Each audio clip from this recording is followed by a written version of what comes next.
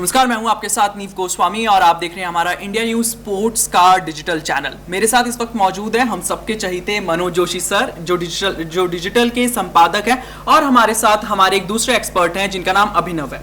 दोनों से आज बात करेंगे हम आईपीएल के बारे में, क्योंकि आईपीएल का जो त्योहार है यानी कि इंडिया का त्योहार है वो शुरू होने जा रहा है। 19 सितंबर से इस आईपीएल का आगाज होगा और आईपीएल में अब तक जिस चीज को सबसे ज्यादा नजरअंदाज किया गया अब वही चीज उभर कर आ रही है। जी हाँ, स्पिनर्स। हम आज बात करने वाले हैं ऑफ स्पिनर्स की सर। तो ऑफ स्पिनर्स की हम यहाँ पर बात करेंगे और ऑफ स्पिनर्स के बारे में हम यहाँ पर जानेंगे जोशी सर से कि आखिर ऑफ स्पिनर्स का क्या महत्व है, किस तरह का वो रोल यहाँ पर रहने वाला है। यूएई में पूरा आईपीएल खेला जाएगा, एक बात याद रखिएगा, यूएई में जाकर इस रोल का महत्व कितना और ज्यादा होने वाला है, ये सारी बातें हम करेंगे। तो जोशी सर, पहले हम अपने दर्शकों को बताएंगे कि ऑफ स्पिनर का क्या महत्व है, इंपॉर्टेंस क्या है। देखिए, क्योंकि मुकाबले यूएई में हो रहे हैं, वहाँ गर्मी बहुत है, 40 डिग्री तापमान चल रहा है, और जब विकेट सूखी होती है तो स्पिनर्स को बहुत मदद मिलती है। ऑफ स्पिनर हो, लेग स्पिनर हो, लेफ्ट आर्म स्पिनर हो, तीनों को ही मदद मिलने वाली है। लेकिन ऑफ स्पिनर जो है, लेग स्पिनर जो होता है, खासकर वनडे क्रिकेट में या T20 क्रिकेट में बहुत उसकी धुनाई होती है। जितना दिलेर लेग स्पिनर होगा उतना ही वो ज़्यादा यूजफुल साबित हो सकता है। लेकिन ऑफ स्पिनर अपनी सूझबूझ से गेम का नक्शा बदल सकता है। आपने हरभजन सिंह को देखा होगा, ठीक है इस पर आईपीएल में मौजूद नहीं है, लेकिन आर अश्विन को देखा होगा, वाशिंगटन सुंदर को देखा होगा।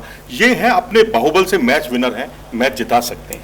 अभिनव यहाँ पर सर पीली टी शर्ट में है, तो अभिनव से पूछ लेते हैं, भाई चेन्नई सुपर किंग्स में इस बार सुरेश रैना नहीं है, हरभजन सिंह नहीं है, तो कितना घाटा है ये चेन्नई का?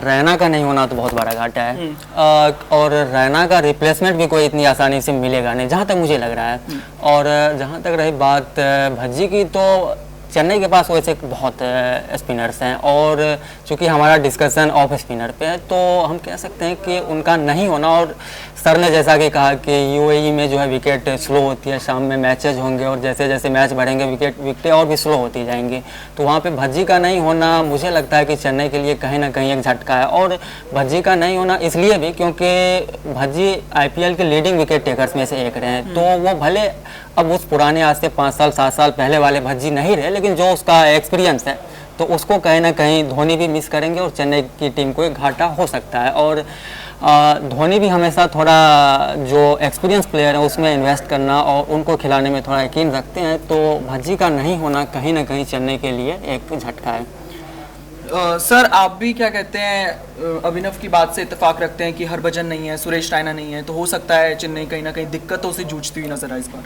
दिक्कतों तो मैं नहीं कहूँगा, लेकिन ये है कि अभी काम चल रहा है, बहुत सारी चीज़ें जो पर्दे के पीछे चल रही हैं, और अब ये रिप्लेसमेंट अभी हो सकते हैं। ऐसा नहीं है कि रिप्लेसमेंट के रास्ते पूरी तरह से बंद हो गए हैं। अभी ऑफ स्पिनर्स की तलाश की जा रही है। कई ऐसे खिलाड़ी हैं जो डोमेस्टिक क्रिकेट में जिन्होंने तमिलनाडु के लिए TNCA लीग जो है, तमिलनाडु प्रीमियर लीग है, उसमें कई खिलाड़ी चमके हैं, उस पर उनकी नज़र है।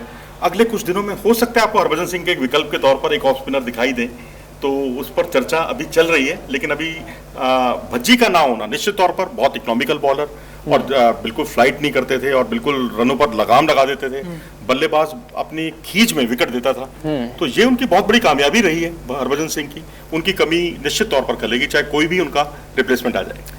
देखिए, चेन्नई सुपर किंग्स को यहाँ पर निराश होने की जरूरत नहीं है, क्योंकि चेन्नई सुपर किंग्स के पास केदार जाधव भी मौजूद है।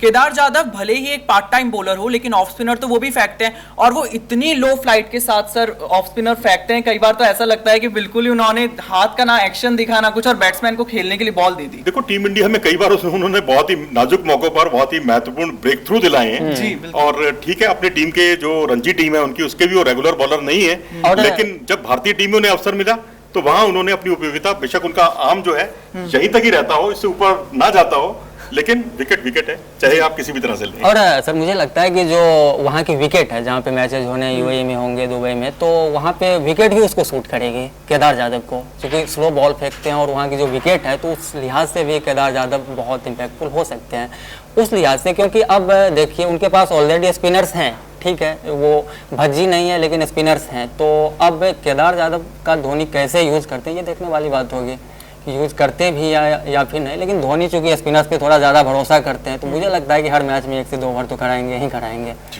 देखिए चेन्नई सुपर किंग्स है और यहाँ पर धोनी का जो कूल काम कंपोज जो बिहेवियर है वही सबसे बड़ी वजह है कि चेन्नई आज तक इतनी सफल आईपीएल की टीम रही है। लेकिन बात ये भी है कि केदार जाधव का इस्तेमाल होगा या नहीं, ये हमारे दोनों एक्सपर्ट कह रहे हैं, क्योंकि केदार जाधव वो इतनी महत्वपूर्ण कड़ी नहीं है, लेकिन हरभजन का रिप्लेसमेंट किसको लेकर आएंगे ये बड़ा सवाल है। सर आगे बात करते हैं, ये तो वो टीम थी जिसको झटका लगा आईपीएल से पहले, लेकिन एक टीम ऐसी भी है जो कि पेपर पर बेहद मजबूत दिखाई दे रही है। अगर हम बात करें किंग्स 11 पंजाब की, तो सर किंग्स 11 पंजाब के यहाँ पर जो हमारे पास नाम है स्पिनर्स के वो हम आपको बता देते हैं। पहले तो हमारे पास यहाँ पर है किंग्स 11 पंजाब में सर मैक्सवेल हमारे साथ है, ग्लेन मैक्सवेल है। सर मैक्सवेल का रोल क्या रहने वाला है? मैक्सवेल एक ऑलराउंडर है, $1 मिलियन बेबी के नाम से उन्हें जाना जाता है और बहुत विस्फोटक बल्लेबाजी करते हैं। बीच में आउट ऑफ फॉर्म थे, लेकिन एक मैच में चल निकले हैं। तो जो बड़ा प्लेयर होता है वो उनको से फॉर्म में आते हुए आउट ऑफ फॉर्म से इन फॉर्म होने में बहुत वक्त नहीं लगता। लेकिन जो बाकी और स्पिनर्स हैं उनकी बॉलिंग पर तो मैं बहुत ज्यादा रिलाई नहीं करता। ठीक है, बल्लेबाजी का मैं जरूर उनका कायल हूं, जब वो करते हैं तो बिल्कुल बल्लेबाजी करते हैं तो बिल्कुल नक्शा बदल देते हैं मैच का।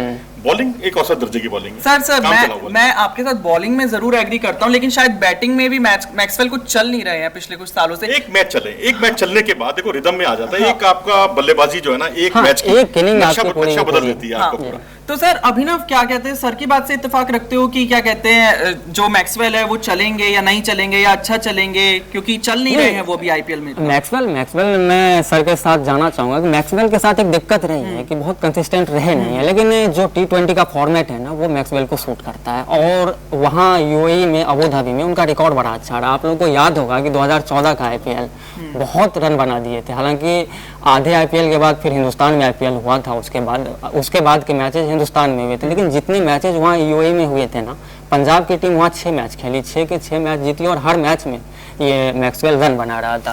तो अब सर की बातों से मैं इत्तेफाक रखता हूँ कि एक बड़ा प्लेयर उसको बस एक अच्छी इनिंग चाहिए रिदम में आने के लिए, वो इनिंग कभी भी आ सकती है। जी हाँ, मैक्सवेल यहाँ किंग्स 11 की पंजाब की जो टीम है उसके साथ जुड़े हैं। वहीं पर किंग्स 11 के पास जो अदर स्पिनर्स हैं उनके नाम बता देते हैं आपको। कृष्णप्पा गौतम है, उनके साथ दीपक हुड्डा है और साथ ही साथ उनके साथ सर मुजीबुर रहमान है। मुजीबुर रहमान बहुत बड़ा आपने नाम लिया, बहुत बड़े खिलाड़ी हैं, छोटी उम्र के बड़े खिलाड़ी हैं। महज 19 साल की उम्र है इनकी और जिस तरीके से ये बॉलिंग कर रहे हैं, ये आने वाले टाइम के दूसरे राशिद खान निकलने वाले हैं। क्योंकि राशिद खान ठीक है लेग स्पिनर है, फर्क लेग और ऑफ का है, लेकिन अफगानिस्तान ने मैं समझता हूँ 2 बहुत ही बेताज बादशाह भविष्य के दे दिए हैं और बहुत चतुराईपूर्ण उनकी गेंदबाजी रहती है और पावर प्ले में उनको बॉलिंग के लिए लाया जाता है। चूंकि अफगानिस्तान का जिक्र हो रहा है और ऑफ स्पिनर की बात हो रही है, तो मोहम्मद नबी का भी जिक्र करना जरूरी है। जी, मोहम्मद नबी भी एक एडिशन है इसमें निश्चित तौर पर। तो ये 2 स्पिनर्स जो हैं मैं समझता हूँ मुजीब हो नबी हो, इनको आप खारिज नहीं कर सकते, कभी इनको अंडर एस्टिमेट नहीं कर सकते।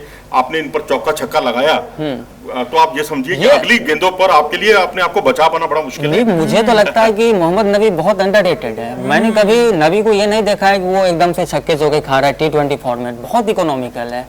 देखिए लेकिन शायद मुझे लगता है बल्लेबाजी थोड़ी एक प्लस पॉइंट है। हाँ, बल्लेबाजी थोड़ी वो कर लेते हैं, मुजीब उतनी शायद नहीं कर पाते। ये एक बड़ा अंतर साबित हो रहा है। लेकिन मुजीब की जो गेंदबाजी में चतुराई है, श्रूडनेस है, वो श्रूड गेंदबाज दिखाई देते हैं मुझे ऑफ स्पिनर के तौर पर। मुझे कुछ कभी कभी अश्विन वाली झलक भी लगती है उनमें, कैरम बॉल भी करते हैं वो। हाँ, बिल्कुल।